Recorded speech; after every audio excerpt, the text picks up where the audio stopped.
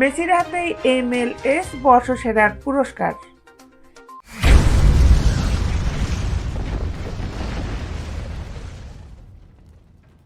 Inter মায়ামির হয়ে major league সকারে Lionel Messi এবারে প্রথম পূর্ণ মৌসুম খেলেছেন। দলকে সাপোর্টার্স শিল্ড পুরস্কার জিতিয়ে প্রথম পূর্ণ মৌসুমে হয়েছেন MLS এর বর্ষসেরা। কাল লিগের পক্ষ থেকে এক বিবৃতিতে Landon Donovan most valuable player হিসাবে মেসির নাম ঘোষণা করা হয়। চোটের কারণে মেসি অবশ্য পুরো মৌসুমে খেলতে পারেননি।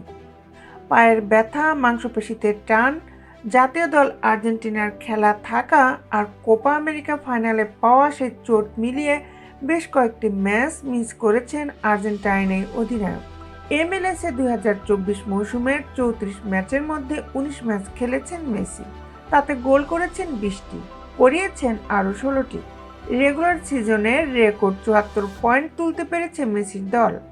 যদিও চ্যাম্পিয়ন নির্ধারণের প্লে অফ পর্বে মায়ামির যাত্রা থেমে গেছে শুরুতেই, তবে MLS-এর দুই কনফারেন্স মিলে পয়েন্ট তালিকায় শীর্ষে থাকার সুবাদে আগামী বছরের ক্লাব বিশ্বকাপে জায়গা করে নিয়েছে দলটি।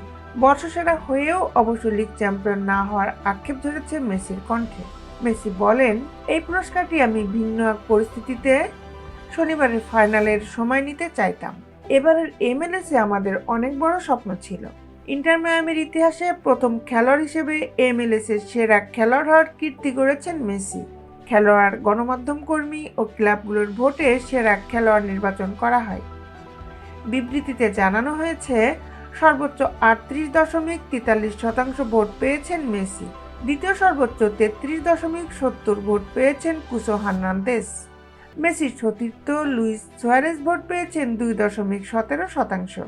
2015 সালে যুক্তরাষ্ট্রের সাবেক তারকা ফুটবলার ল্যান্ডন ডনোভানের নাম অনুসারে পুরস্কারটির নামকরণ করা হয় Landon Donovan MLS most valuable player. 1996 সাল থেকে এই পুরস্কার দেওয়া হচ্ছে। মেসি মায়ামিতে যোগ দেন 2023 সালে। মায়ামিতে নিজের প্রথম মৌসুমে 14 ম্যাচে 11 গোল করেন মেসি। সতীর্থদের দিয়ে করান 5 গোল। সেবার দলকে এনে দেন লিগস কাপের ট্রফি, যা ডেভিড বেকহামের মালিকানাধীন ক্লাবটির ইতিহাসের প্রথম শিরোপা। বিশ্বের খেলার আপডেট নিউজ পেতে আমাদের সাথেই থাকুন। Justice sports, Dhaka.